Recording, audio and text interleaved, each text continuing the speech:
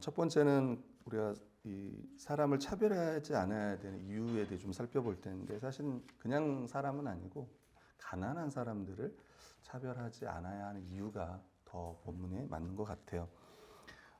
서로 차별하다는 말은 이 단어 자체가 얼굴과 취하다라고 하는 이 두 단어가 합성어입니다. 그러니까 사람을 얼굴로 보고 취하는 거예요. 사람의 외모나 배경을 보고 판단하여 편애하는 것, 그것이 차별입니다. 베드로전서 1장 17절에 보면 사람을 외모로 보시지 않고 각 사람의 행위대로 판단하시는 이를 너희가 아버지라 부른즉 너희가 나그네를 했을 때를 두려움을 쓰내라. 그러니까 하나님은 사람을 외모로 판단하지 않고 사실 하나님은 사람의 중심을 보시죠. 하나님은 사람을 외모로 취하지 않고 행위로 판단하시기에 사실은 이제 차별한다는 것은 결국 하나님의 뜻을 반하는 것입니다. 오늘 성경은 차별하지 말라고 하는 이유가 1절에 잘 나와 있는데요. 같이 한번 읽어볼까요? 1절. 자, 시작. 내 형제들아, 영광의 주 곧 우리 주 예수 그리스도에 대한 믿음을 너희가 가졌으니 사람을 차별하여 대하지 말라. 아멘. 영광의 주 그리스도에 대한 예수 그리스도에 대한 주 예수 그리스도에 대한 믿음을 너희가 가졌다라고 이야기하는 겁니다. 오늘 성경은 우리가 차별하지 않아야 되는 이유가 하나님의 은혜로 의롭다 하심을 받았다라고 성경은 말하고 있습니다. 죄인이었던 우리가 하나님의 은혜와 긍휼로 차별 없이 구원을 받았습니다. 뿐만 아니라 하나님의 나라를 우리가 동일하게 상속받고 함께 누립니다. 옛날에는 이제 큰아들이 재산을 많이 가져갔지만 지금은 법적으로 1대1이죠. 맞나요? 아닌가요? 그죠. 지금은 다 자녀에게 똑같이 주지 않습니까? 아닌가요? 유언에 따라 좀 다르나요? 네. 특별히 외동 아들이 좀 있어가지고 애들은 부모들이 다 줄 수 있을 것 같은데 다 줄 재산이 있을지 그건 모르겠습니다. 옛날엔 차별이 많았지만 지금은 점점 차별이 없어지는 시대지만 여전히 이 사회에도 차별이 있잖아요. 우리나라에도 많은 차별이 있을 겁니다. 남녀 차별도 있고 또 빈부의 차이도 있고 또 여전히 지역 감정도 있고 또 교회 안에서 문제는 이제 교회 안에서 이런 차별들이 있으니까 이제 문제가 되는 거죠. 오늘 성경도 이제 부자와 가난한 자의 이야기를 합니다. 2절부터 4절 보면 이제 회당에 금가락지를 끼고 아름다운 옷을 입은 사람이 들어오고 또 한편으로는 또 남루한 옷을 입은 가난한 사람이 들어올 때에 어떻게 행동하느냐. 3절에 보면 아름다운 옷을 입을 자를 눈여겨보고, 여기서 눈여겨본다는 말은 자세히 보는 겁니다. 여기 좋은 자리에 앉으소서 하고, 또 가난한 자에게는 너는 거기 서 있든지 내 발등상 아래 앉으라. 아마도 이것만 보면 이 부자와 이 가난한 사람이 누구인지 우리가 알 수 있는 것 같아요. 당시에는 그당 2000년 전에 보면 교회 안에 회당 안에 이제 부자와 가난한 자가 오는데 당시에 이제 가난한 사람들은 대개 이 부자의 집의 종이나 소장농일 경우가 훨씬 많았습니다. 또 자유인과 노예가 구분이 되어 있었고 또 주인과 종도 계급적으로 이제 구분된 사회였기 때문에 아마도 가난한 자들은 일하다가 좀 더 늦었을 것 같고 부자들이 먼저 왔던 것 같아요. 그때 이제 회당에 있었던 사람들이 부자들이 오면 좋은 자리, 우리가 말하면 상석에 앉으라 그러고 가난한 사람이 들어오면 딱 그냥 옷만 봐도 알잖아요. 행색만 봐도 그냥 서 있든지 앉아 있으라. 네, 그냥 의자가 아니라 바닥에 앉아 있으라 이렇게 이야기했던 것 같습니다. 그러니까 서로 차별한 거죠. 어찌 보면 이 자신의 발 앞에 앉아 있으라는 말은 인격 모독적인 태도일 거고 아주 귀찮아하면서 아주 하찮게 여기는 종처럼 멸시하는 마음들이 있었다고 볼 수 있을 거예요. 이거에 대해서 4절은 책망하는데 우리 같이 한번 읽어보겠습니다. 시작. 너희끼리 서로 차별하며 악한 생각으로 판단하는 자가 되는 것이 아니냐. 그런 기준들, 이 세상의 기준들을 누가 가지고 왔냐면 그들 스스로다 이렇게 이야기해요. 너희끼리 서로 차별하며 악한 생각으로 판단하는 자가 되는 것이 아니냐.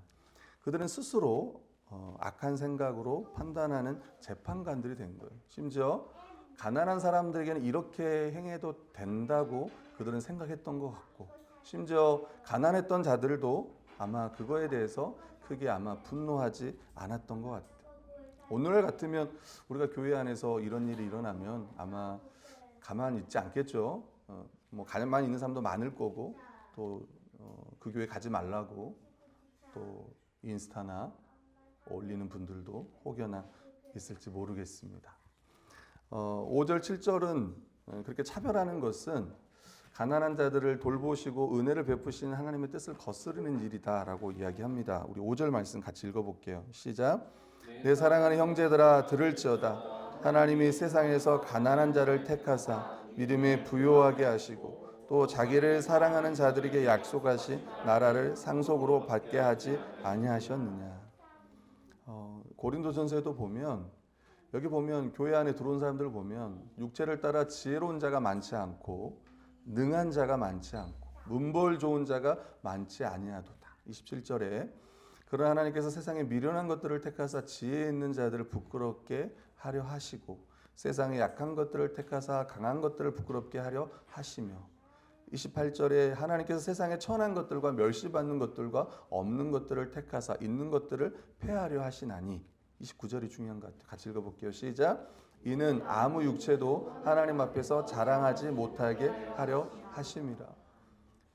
하나님은 사실은 좀 지혜 있는 사람, 또 좀 집안이 괜찮은 사람, 이런 사람들을 택하시는 게 아니라, 당연히 그런 사람들도 택합니다. 택하지 않다는 게 아니라, 근데 하나님께서는 도리어 이 세상에서 가난한 자들을 택하신다는 거예요. 지혜 없는 자들을 택하신다는 거예요. 약한 자들을 택하신다는 거예요. 그래서 그들의 가진 지혜와 능력과 이것들을 자랑하지 못하게.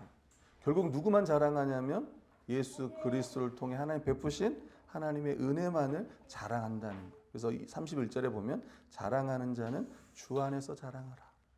내가 똑똑해서, 내가 지혜로워서, 아니면 내가 괜찮아서 나를 부르신 것이 아니라 도리어 반대의 이유로 부르셔서 아무것도 없이. 우린 자꾸 사람들은 하나님께서 어떤 큰 은혜를 베풀면 그런 생각하는 거예요. 뭔가를 했겠지. 저 사람이 뭔가를 해서 하나님께서 저는 은혜를 베풀어 주셨겠지. 은연중에 그런 생각이 들어요. 왜 나는, 우리가 말하는 세상 사람들, 그 교회 다니는 사람들 중에도 왜 나는 복을 못 받지? 저 사람은 좀 잘 받는 것 같은데. 그래서 좋은 집으로 이사도 가는 것 같고, 또 지위도 올라가는 것 같고, 아이들도 괜찮고, 시집 장가도 잘 가는 것 같고. 우리 장가 가야 될 분들입니다. 왜 너희는 장가를 못 가고? 예를 들면 저 김집사 아들은 잘도 가고, 저 조장로 아들도 잘 가는데 너는 뭐가 부족하니? 우리는 그렇게 생각을 합니다. 결혼한 사람들이 여기 몇 명 있지만 이 사람들이 능력 있어 간 거 아니에요. 혹시 저 사람들 나랑 뭐가 다를까? 그냥 부인이 좋은 사람들이에요. 부인을 잘 만난 거예요.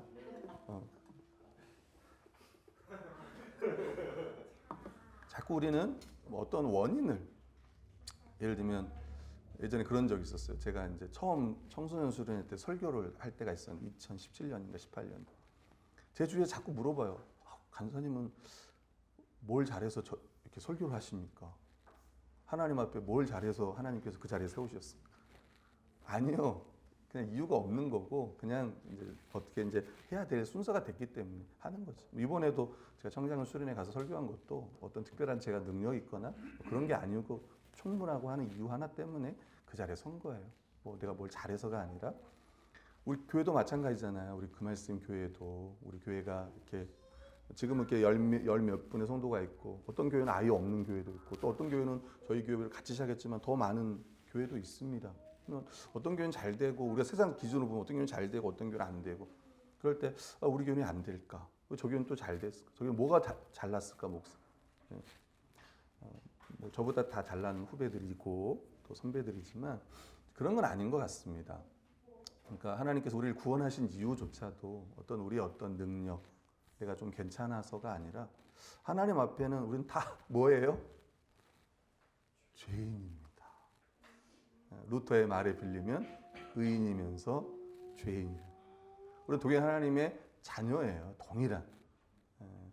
도리어 하나님은 약한 자들을 들어서 구원하시고 쓰시고 지혜 있는 자들을 부끄럽게 하시는 분인 거예요. 마가복음에도 보면 도리어 부자가 하나님 나라에 들어가기 심히 어렵다는 거예요. 왜냐하면 하나님보다 돈을 더 믿기 때문에 가기가 어려워요. 오늘날 이 시대도 마찬가지지 않습니까? 25절에 보면 낙타가 바늘기로 나가는 것이 부자가 하나님 나라에 들어가는 것보다 쉽다. 이게 여러분 낙타가 바늘기에 들어갈 수 있습니까? 아무리 미니 낙타도 못 들어갑니다. 거기에 못 들어가요. 미니 낙타 피규어를 엄청 작게 만들어도 들어갈 수가 없어요. 모르겠습니다.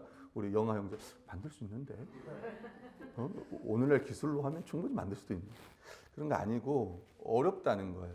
그러니까 불가능하다는 이야기를 하는 거예요. 근데 실제 교회 안에도 보면 우리 교회를 보면 알잖아요. 부자가 없어요, 우리 교회. 사실 우리가 좀 차별하고 싶어도 안 와. 좀 여기 좋은 자리에 앉으세요 말하고 싶은데도 안 와, 그분들이. 심지어 우리 교회는 안 와. 상가교회는 여러분 지금까지, 그래서 내가 여러분이 감사하는 이유가 뭐냐면 상가교회 오셨다는 거예요. 우리가 지금 개척교회 7년이 됐지만 상가교회 오신 분들은 여러분밖에 없어요. 예전에 한번 우리가 상가교회 한번 그 아저씨가 한번 오셨는데 우리 국수를 줬어요. 해필이면 그때 국수를 줬는데 그분이 국수 먹고 안 왔잖아요.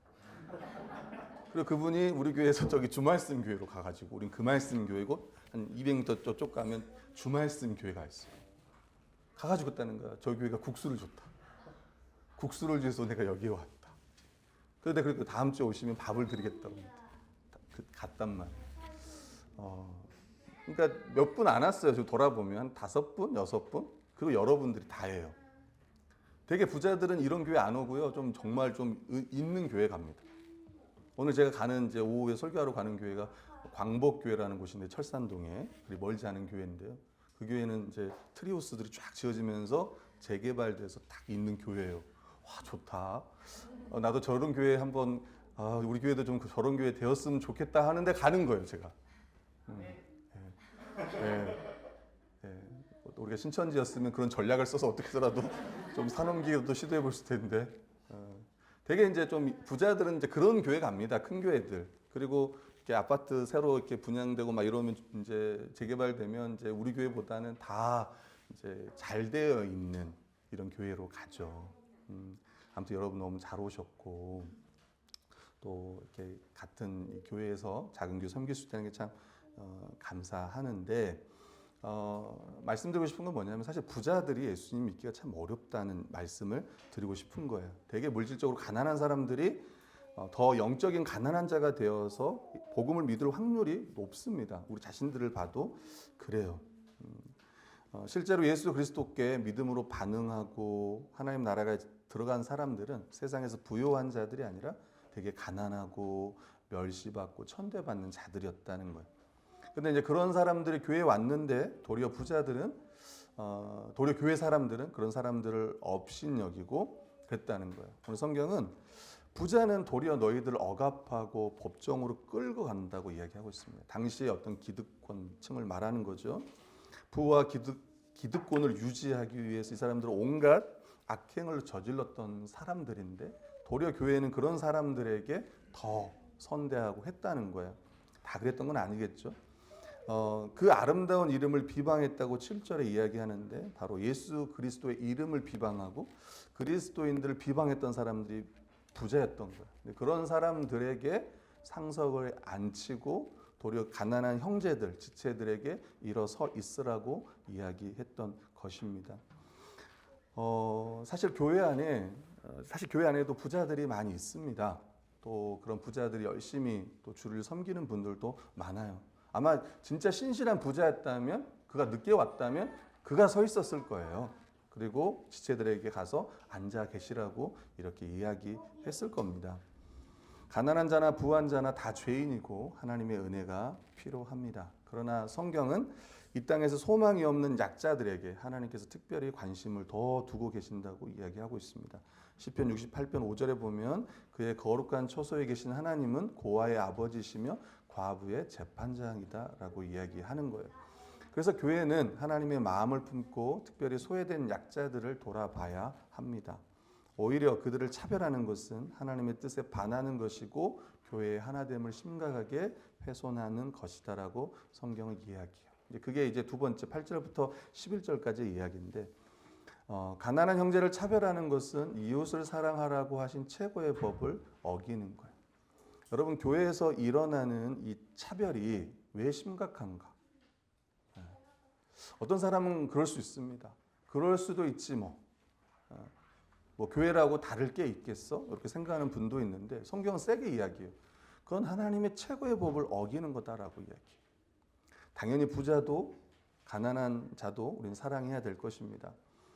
최고의 법을 지키면 잘한다고 이야기해요. 성경에 기록된 최고의 법은 내 이웃 사랑하길 내 몸과 같이 하라. 여러분 잘 생각해 보면 어떤 분들은 그럴 거예요. 최고의 법이 뭐냐 그러면 하나님 사랑이라고 생각할 수 있어요. 하나님 사랑. 여러분 성경을 읽잖아요. 성경을 딱 한 단어로 이야기하면 우리는 사랑이라고 얘기할 거예요. 성경 핵심 주제가 뭐냐면 사랑. 네, 그러면 하나님 사랑, 이웃 사랑일 텐데 그 중에 하나를 말하고 하면 뭐냐면 이웃 사랑입니다. 왜냐하면 이웃을 사랑하지 않는 자가 어찌 하나님을 사랑할 수 있겠냐 이렇게 이야기해요. 보이는 사람도 사랑하지 않으면서 어떻게 보이지 않는 하나님을 사랑한다고 말할 수 있겠냐. 너는 마음을 다하고 뜻을 다하고 주 너의 하나님을 사랑하라. 이건 첫째 되는 계명이다. 그리고 내 이웃을 사랑하라 이렇게 이야기를 했지만 결국 우리가 이웃을 사랑하지 않는 자는요 하나님을 사랑하는 게 아닌 거예요. 반대로 하나님을 사랑하는 자는 이웃을 사랑한다는 거예요. 내 이웃을 내 몸처럼 사랑한다는 거예요. 여러분 우리 중에 자기 몸 싫어하는 사람 있습니까? 이따가 보면 알아요. 아, 다 사랑하는구나. 점심을 안 먹는 사람이 있다면 그 사람은 자기 몸을 사랑하지 않는 사람. 근데 우리는 먹잖아. 왜? 내 몸을 사랑하니까. 밥만 먹습니까? 몸이 좋다는 거 다 드시지 않습니까? 그러니까 자기 몸을 정말 사랑하는 거예요. 그것처럼 이웃을 내 몸처럼 사랑한다는 거예요. 자기의 몸처럼. 두 번째, 사람을 차별하여 대하면 그건 죄를 짓는 거라고 해요. 율법이 너를 범법자로 정죄한다고 이야기합니다. 여러분 교회 안에 은연중에 형성되어 있는 게 뭐냐면 하나님의 법을 지키지 않아도 된다고 생각해요. 성경은 하나님의 법을 어기는 거라고 얘기합니다. 이거는 사랑하지 않는 것, 사람을 차별하는 것은 하나님의 법을 어기는 거라고 이야기해요. 그건 심각하다고 이야기해요. 여러분 왜 성경은 율법이라는 표현을 썼습니까? 자유하게 하는 율법을 너에게 주셨다. 왜 율법이라고 이야기하냐면 왜 최고의 법이라고 이야기하냐면 그걸 지켜야 된다는 거예요. 법이라는 건 지켜야 된다는 거예요. 세상에서도 법을 지켜야 되지 않습니까? 교회에서도 하나님의 법을 지키지 않으면 그거는 지키지 않는 거예요. 교회 안에 차별을 조장하는 왕따가 있습니다. 은따가 있습니다. 험담합니다. 뒷담화라고 하죠. 그리고 분열하고 조롱하고 이거는 교회 이 최고의 법을 안 지킨다는 것이에요. 오늘 성경은 말하잖아요. 우리가 진리의 말씀으로 나았다고 이야기합니다. 앞에서 이미 우리 안에 말씀이 심겨졌다고 이야기해요. 우리 안에 성령이 계시다고 이야기합니다. 나 그리스도 안에 있다고 이야기. 그러면은 우리는 어떤 생각하냐면 내가 경건하게 살고 싶을 텐데 주를 위해 살고 싶을 텐데 근데 이런 차별하고 이렇게 죄를 짓는단 말이에요. 여러분 죄는 반드시 고통이 따라옵니다. 여러분 누군가를 미워하고 누군가를 차별하면 그 사람의 마음이 편할까요? 그 마음이 평안할까요? 아니요. 그 마음은 전 지옥이라고 생각해요. 그러니까 하나님의 법을 지키지 않으면 그렇다는 거예요. 가난한 자가 교회에 들어왔는데 이미 마음에 그 법이 심겨졌다면 어찌 차별할 수 있겠는가? 누구든지 온 율법을 지키다가 그 하나를 범하면 모두 범한 자가 된다는 거예요. 간음하지 말라니까 살인하지 말라 했습니다. 간음하지 않아도 살인하면 율법을 범한 자가 된다는 거예요. 우리가 가져야 할 태도는 하나님의 전반적인 뜻에 순종해야 돼요. 이건 지키고 저건 안 지키고 취사 선택할 문제가 아니라는 거예요. 제가 여러분 말씀드리고 싶습니다. 여러분 몸이 다 괜찮아요. 예를 들면 다 괜찮아. 건강해 아주. 근데 여러분 암이 있다고 생각해 보세요. 죄송합니다. 혹시나 저주하는 건 아닙니다. 우리 몸에 한 가지 장기가 망가지면 우린 죽습니다. 어떤 신자들은 자꾸 몇 가지를 지켰다고 생각해요. 그러나 신실한 자들은 전반적으로 다 지켜요. 이 말씀을 이해하면 좋겠습니다.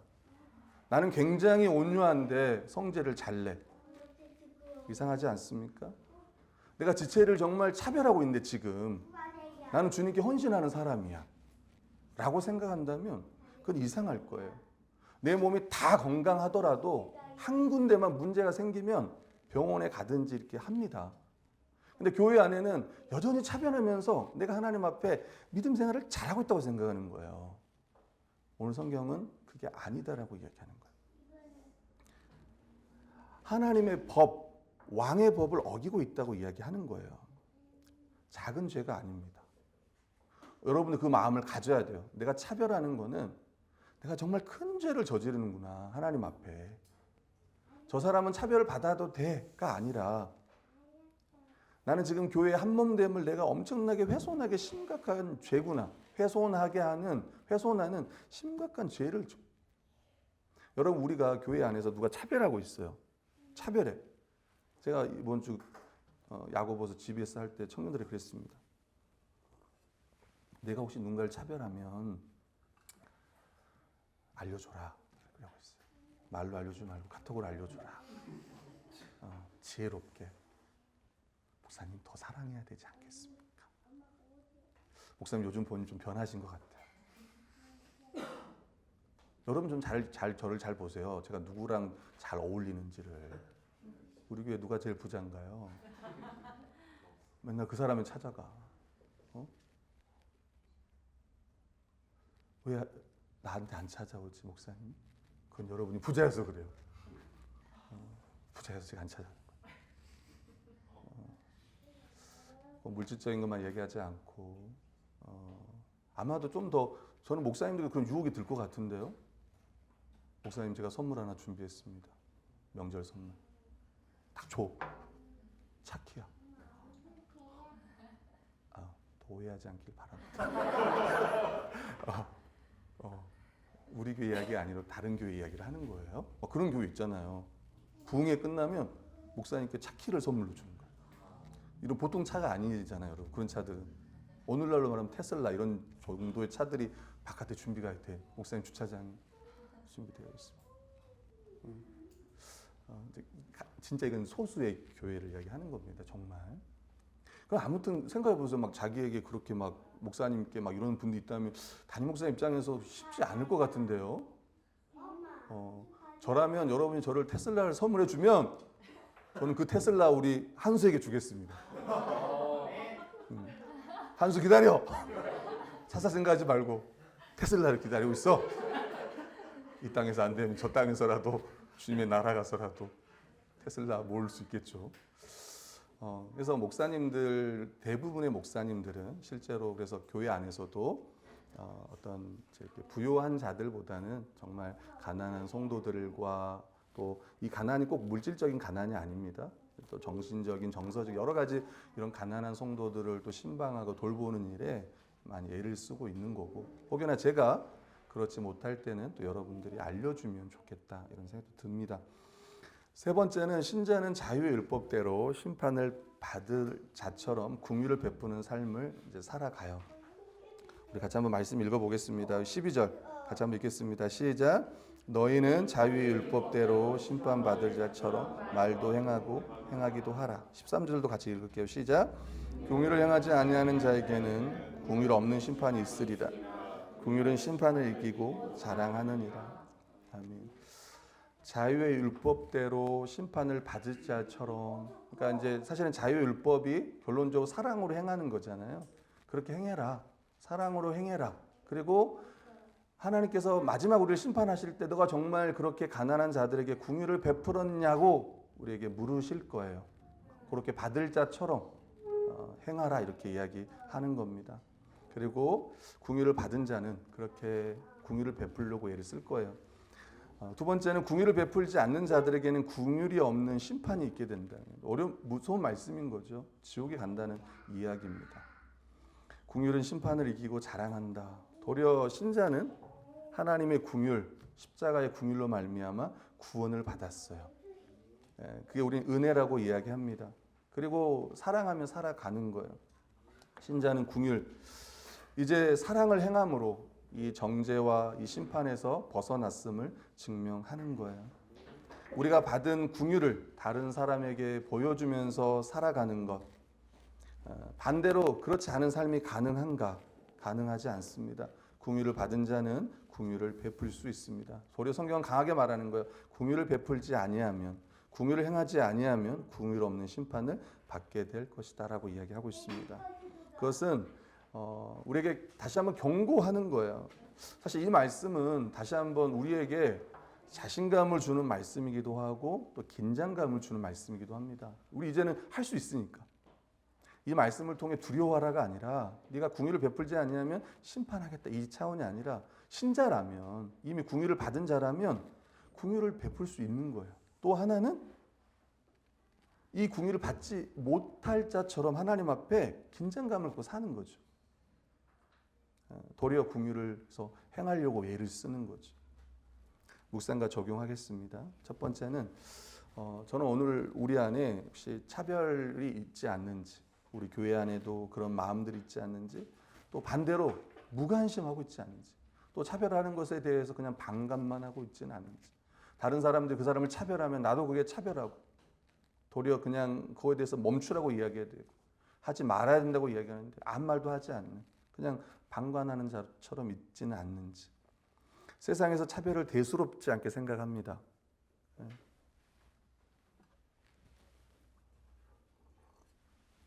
그리고 그래요.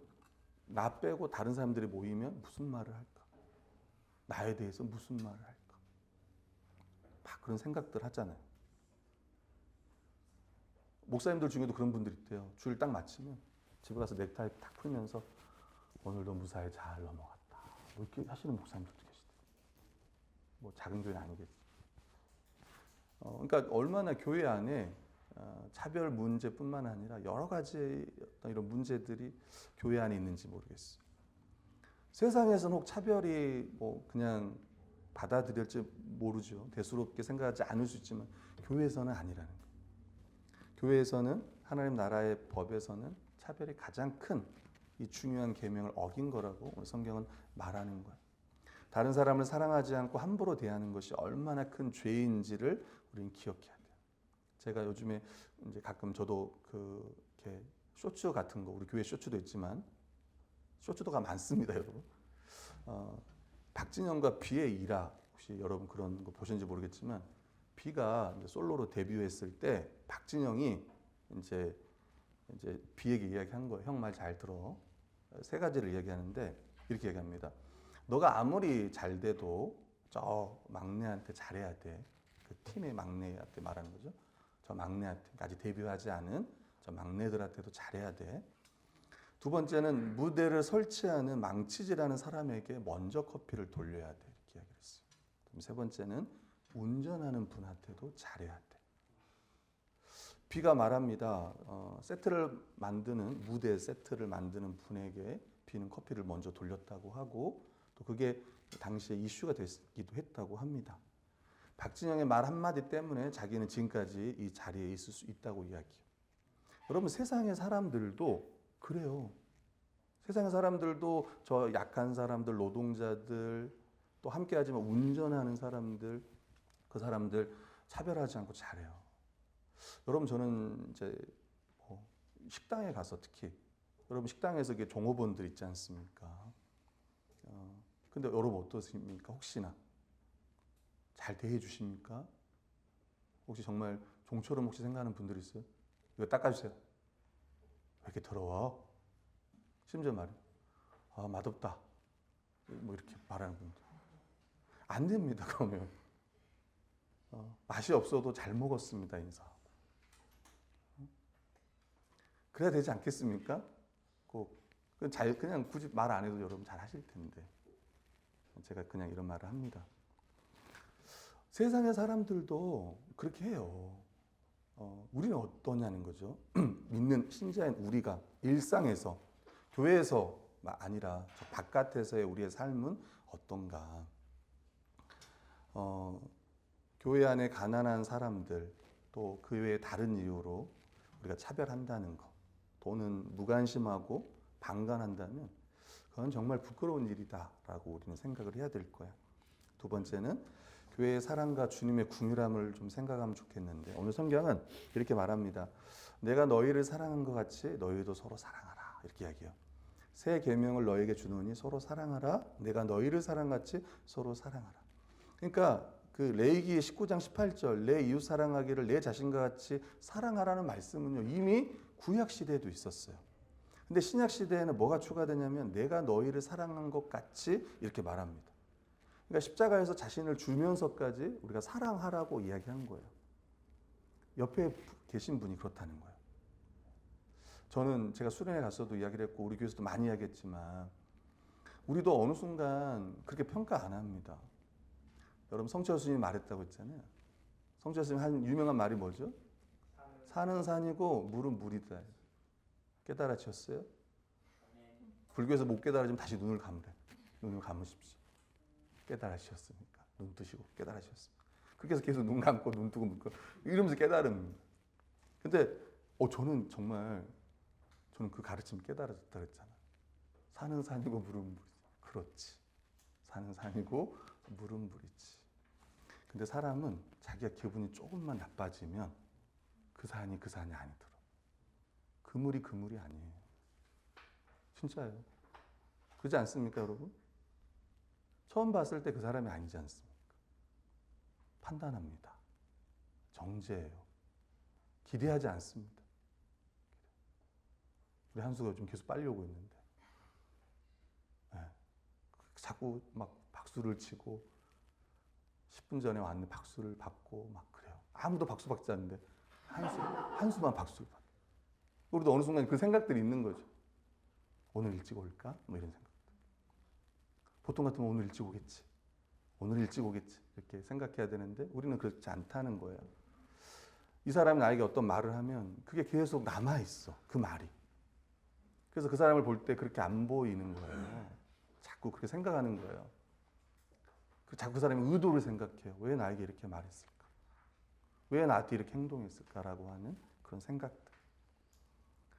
도리어 그리스도 안에 있는 존재로 보는 게 아니고 그리스도 밖에 있는 자처럼.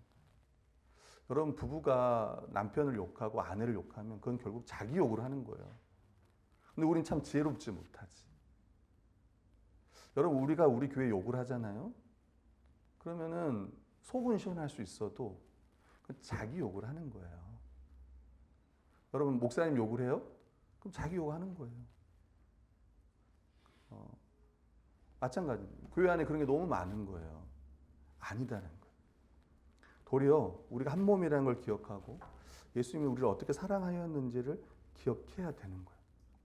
여러분 우리는 한평생 우리가 도와야 될 사람들이 교회 안에 있을 수 있습니다. 그때 우리는 이게 우리의 몫이라고 생각을 해야 됩니다. 도울 수 있는 기회, 하나님의 거룩을 배울 수 있는 기회, 지독한 탐욕에서 벗어나서 섬길 수 있는 그 기회를 하나님이 허락하셨다고 생각해야 되는 거예요. 우리가 도와야 될 사람이 교회 안에 있는데 혹시 우리가 모르는 건 아닌지 모르겠어요. 우리는 항상 교회를 살펴야 돼요. 목회자도 살펴야 되지만 여러분들도 살펴야 돼요. 여러분 신체적으로 교회 안에 약한 사람들이 많습니다. 또 연세가 많은 분들, 우리 교회는 없지만 앞으로 또 연세가 많아질 겁니다. 그리고 또 그런 분들 우리 교회에 올 수도 있겠죠. 도움이 필요한 분들이 있습니다. 인격적으로 또 정신적으로 어려운 분들도 교회 안에 있습니다. 우린 자꾸 유익을 따집니다. 이 사람들이 오면 어떻게 될 건가? 내가 우리 교회가 해야 될 비용 계산이 많은데 아닙니다. 어느 누구도 하나님 나라에서 높다 낮다 그렇게 말할 수 없을 거예요.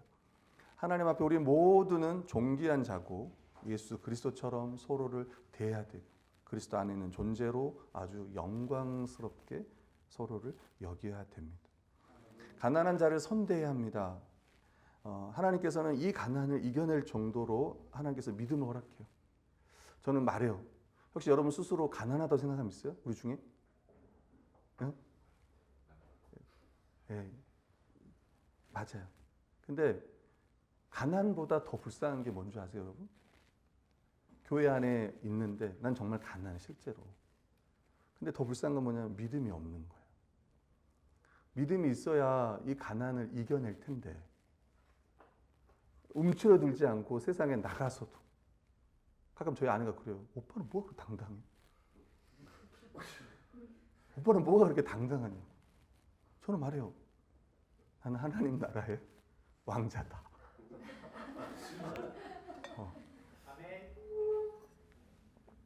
자꾸 여러분 잘생겼습니까? 못생겼습니까? 네, 여러분 잘생겼어요. 여러분 시대를 잘못 태어난 거야, 타고난. 우리 중에 몇 명은 시대를 잘못 타고났어요. 여러분이 조선시대에 태어났으면 아주 장군감이었는데 왜 이 시대에 태어나가지고. 근데 제가 말하고 싶은 거는 비교하면 안 된다는 거잖아요. 하나님 앞에서는 내가 정말 존귀한 거잖아. 하나님의 형상으로서. 자꾸 우리는 비교하잖아. 세상의 어떤 이 시대의 어떤 잘생긴 사람, 또 예쁜 사람 막 비교하면서 그렇잖아요. 그러지 않는다는 거야. 교회 안에서 제일 불쌍한 사람이 어떤 사람이에요? 진짜 가난한 사람이 불쌍한 사람이 아니고 믿음이 없는 사람이 불쌍한 거예요. 믿음으로 이 가난을 넘어야 되는데 내가 혹시 물질적으로 어려움이 있어도 불편하지만 불행하지 않다고 하잖아요. 그렇지 않습니까? 어려움이 있지만 도리어 믿음으로 이것들을 이겨 나가는 거죠. 도리어 가난하기 때문에 주님 앞에 더 엎드리는 거고 주님을 더 의지하는 거예요.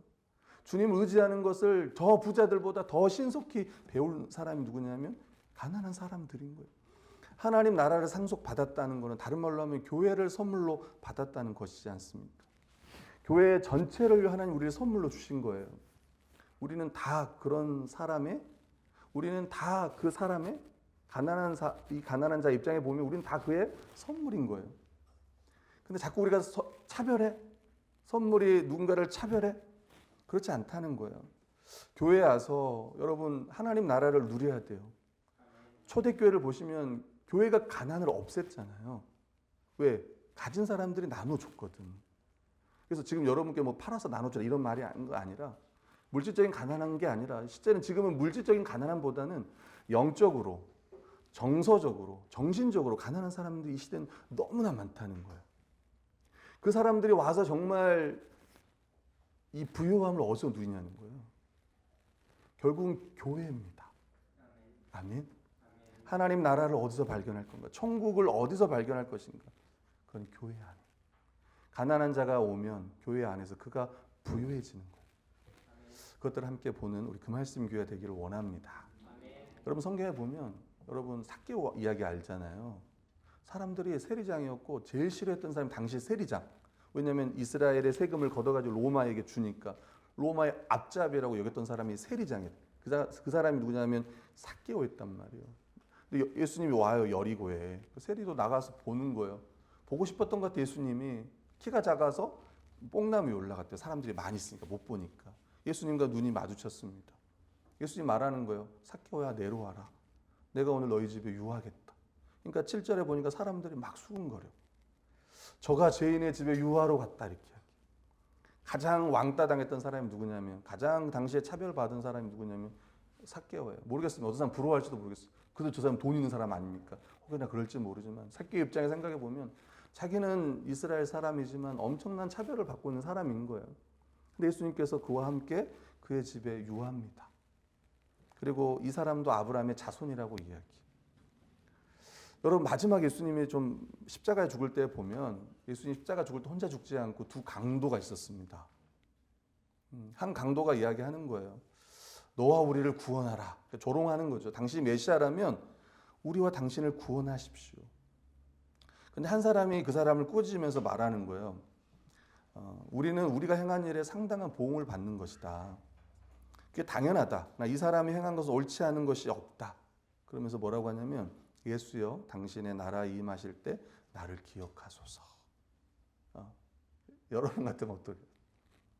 여러분 같으면 같이 달려 있어요. 우리 중에 누구 시끄럽다고 이런 분 있어요. 마지막 순간 예수님 중에 있고 두 강도가 있는데, 주님, 당신 정말 메시아라면 우리를 구원해줘. 한 사람은 입 다물어. 우리는 우리 죄 때문에 죽는 거야. 근데 저 사람은 죄가 없지 않냐. 주님, 당신의 나라가 임할 때 나를 기억해 주세요. 그때 예수님께서 그러잖아요. 오늘 내가 나와 함께 낙원에 있으리라. 아멘. 죽으면 어디 가요? 낙원에 가요. 구천을 또 도는 게 아니에요, 여러분. 언제 가요? 오늘 가요. 오늘 내가 나와 함께 낙원에 있을 거다. 근데 이 말씀하는 거 뭐냐면 마지막까지 예수님은 긍휼을 베푸는 거예요. 일평생 죄만 짓다가 저 십자가에 달려 죽은 사람, 저 같으면 그럴 거예요. 야, 그냥 죽어라, 빨리. 그냥 입 다물고 얼른 죽어라. 너 같은 게 뭐? 이럴지 모르겠어요. 근데 그 마지막 그 순간까지도 예수님은 오늘 내가 나와 함께 낙원에 있을 거다. 끝까지 긍휼을 베푸신 거예요. 우리가 그렇기를 원합니다. 긍휼을 받은 자로서 교회에 한 사람도 차별하지 않고, 또 교회 안에 있는 사람뿐만 아니라 저 밖에 있는 사람까지도, 원수 같은 사람일지라도, 일평생 죄를 지었던 사람일지라도 저 사람이 예수 그리스도를 믿고 구원받기를 원하는 그런 긍휼의 마음을 갖는 저희가 되기를 원합니다. 하물며 교회 안에 있는 성도들을, 우리 각 지체들에게는 우리가 얼마나 서로를 불쌍히 여기고 또 용서해야 되는지를 다시 한번 생각하기를 원합니다. 아멘. 우리